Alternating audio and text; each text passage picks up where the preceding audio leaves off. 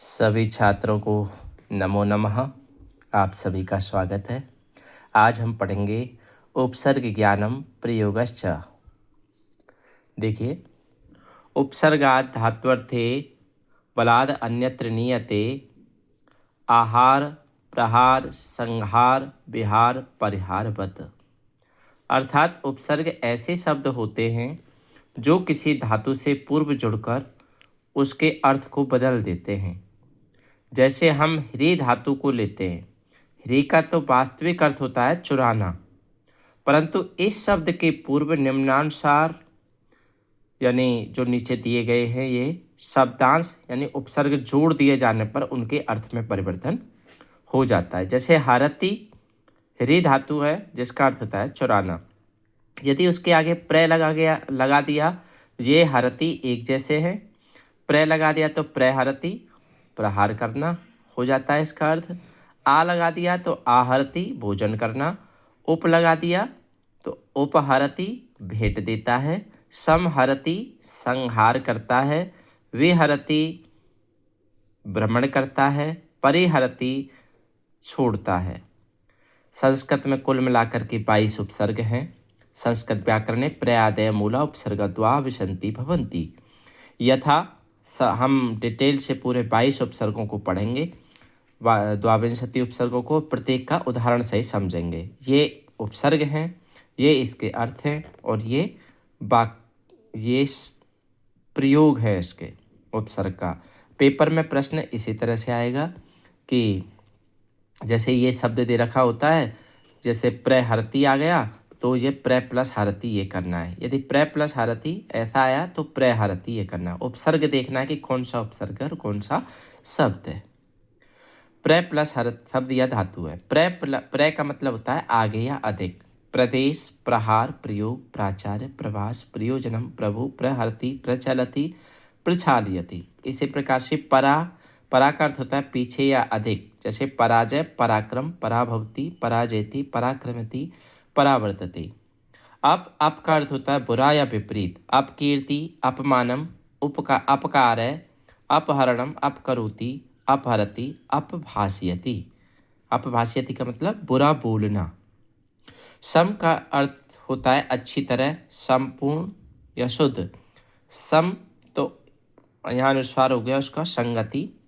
संतोष, संतोष में सम प्लस तोष आएगा क्योंकि मैं का न हो जाता है। संध्या, संस्कृतम सम प्लस स्कृतम। संभवति सम प्लस भवति। संस्करोति सम प्लस करोति। संचरति सम प्लस चरति। सम प्लस ईक्षति समीक्षति। इसी प्रकार से अनु का अर्थ होता है पीछे या सम्मान। अनुचर पीछे चलने वाला। अनुवीक्षणम देखने वाला, पीछे देखने वाला। अनुवाद रूपांतरण। अन्वेषणम खोज। अनुजः, अनुज्ञा, अनुरागे, अन्विति, अनुगच्छति, अनुधावति, अनुसरति, अनुकरोति, अनुदितम। इसी प्रकार से ये देखें, अब उपसर्ग का होता है बुरा या हीन। इसका अर्थ होता है अवगुण, अवसरः, अवशोषः, अवतारः, अवगच्छति, अवतरति, अवमानयति। इसी प्रकार से निस उपसर्ग 7वां। निस का अर्थ होता है बिना या बाहर। निश्चय, निष्पाप, निस्सहाय, निश्चरति, निष्क्रामति, निस्तेजः, निश्चल, निस्संदेह। उदाहरण बहुत अच्छे अच्छे दिए हैं, इनको अच्छे से करना है। निर का उपसर्ग होता है बिना या बाहर। इसका भी बिना या बाहर, इसका भी बिना बाहर। निरपराध, निरोग, निराशा, नीरसः, नीरवः, नीरेन्द्र, निर्गच्छति, निर्दिष्टे, निरपेक्षिते। जब हम सिद्धि करते हैं तो नी संधि करते हैं तो नी प्लस रोग निर प्लस रोग निरोग हो जाता है। इसी प्रकार से दुष का अर्थ भी बुरा, विपरीत या कठिन। दुष्कर्म, दुष्चरित्रम, दुशासन, दुष्सत्वम, दुष्करोति, दुष्चरति, दुस्साहत, दुस्साहस, ये दुष का है। इसी प्रकार से दुरुपसर्ग कठिन या बुरा या विपरीत। दुराग्रह, दुर्जन, दुर्गति, दुराचरण, दुर्व्यवति, दुर्बोधय, दुर्बुद्धि, दुर्बोधा। दुर्बोधय 2 बार दे दिया है। वी का विशेष या भिन्न। विजय, विक्रम है, विकृति, विचक्षण, व्यय, व्याधि, विचरति, विकसति, विहरति, विनश्यति, वितरति। ये धातु के साथ में लग रहा है, क्रम और शब्दों के साथ में भी लगा हुआ है। आंग का मतलब आ शेष रहता है, गय का लोप हो जाता है। तक या से आहार, आरक्षणम, आहरणम, आजीवनम, आहरति, आरोहति, आगच्छति, आनयति, ये उपसर्ग है। नी 13वां उपसर्ग बड़ा या विशेष, निवास है, न्याय, न्यूनतम, न्यस्त, निवसति, निगद्यति, निलीयति। अच्छे से एक बार इन उदाहरणों को देख लें। अधिक का प्रधान श्रेष्ठ है, अध्यक्ष है, अध्ययनम, अधीक्षक है, अध्यूढ़ा, अधिगच्छति, अध्यापति, अध्यास्ते। अभि उपसर्ग है, पास या सामने, अभ्यास, अभ्यागत है, अभिवादनम, अभिभावका, अभिभाषणम, अभ्यर्थना। अति है, अति का मतलब अधिक या परि, अतिक्रमणम, अत्यावश्यक, अत्यंत, अतीव, अत्याचार, अतिसार, अत्यधिकम। ये 16 उपसर्ग हो गए। इसके बाद में 17वां उपसर्ग है अपि। अपि का मतलब होता है भी, अपितु, अपिहितम ढका हुआ, अपिधानम ढक्कन, अपि लगा हुआ है तो इसका मतलब अपि उपसर्ग है। सु का मतलब होता है सरल या अच्छा, सु प्लस आगतम स्वागतम, सु प्लस अल्पम स्वल्पम, सु प्लस अच स्वच्छ, सुपुत्र प्लस पुत्र सुपुत्र, सुसंगति, सु प्लस उक्ति सूक्ति, सुशीलः, सुविचारः।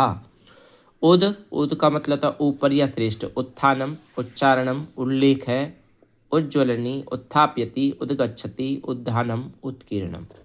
इसी प्रकार से 20वां प्रति, प्रति का मतलब प्रत्येक या विपरीत, बहुत बार आता है पेपर में, प्रत्येकः या प्रतिरूपम, प्रतीक है, प्रतीत है, प्रत्युत्तरः, प्रत्याशा, बहुत इंपॉर्टेंट है प्रत्याशा, प्रत्यागच्छति, प्रति प्लस आगच्छति, प्रति प्लस उपकार, प्रत्युपकार।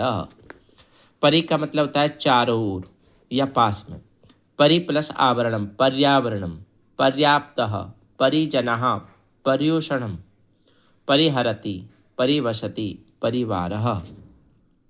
लास्ट उपसर्ग 22वां उप। उप का मतलब होता है पास या सहायक, उपवनम, उपदेशः, उपहारः, उपप्रमुख, उपवासः, उपचार्यति, उपकरोति, उपदिशति।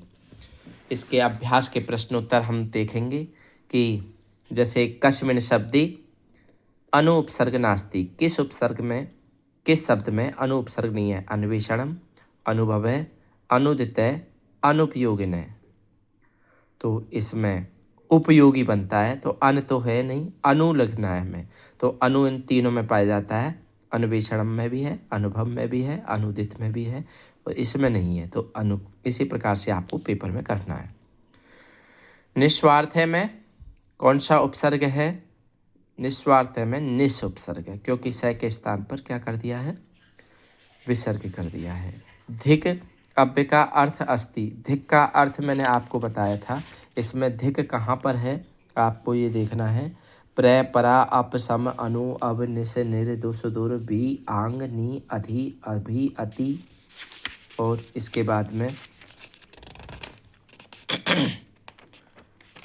में अपि सु उद प्रति परि और उप। और ये धिक ये अव्यय दे दिया है यहाँ पर, हम अभी उपसर्ग पढ़ रहे हैं, इसमें कुछ भी नहीं है। हम अव्यय आएंगे, अव्यय जब पढ़ेंगे जब इसका अर्थ समझ में आ जाएगा। अव्यय वैसे धिक का अर्थ धिक्कारना होता है, निंदा करना, ठीक है। देखो श्लाघा का प्रशंसा, श्लाघा का प्रशंसा, प्रशंसा सर्वे, सर्वे हो नहीं सकता है इसमें, तो निंदा आएगा। हम अव्यय पढ़ेंगे जब धिक का पढ़ेंगे। इसी प्रकार से बहुत सारे इसके ये क्या बोलते हैं उदाहरण दे रखे हैं। उदाहरण अभी हमें 10वीं और 12वीं बोर्ड में तो अलग अलग हिसाब से आएगा, जैसे ये उदाहरण आ जाएंगे, इसको अलग अलग करवाना है, कौन सा इसमें उपसर्ग है और कौन सा शब्द है, ठीक है। उस हिसाब से हमको करना है, आगे आप लोग अच्छे से पढ़ेंगे। अगला टॉपिक आपका अव्यय का बताएंगे, इसी से मिलता जुलता, ठीक है। अच्छे से पढ़ें, बहुत अच्छे, थैंक यू।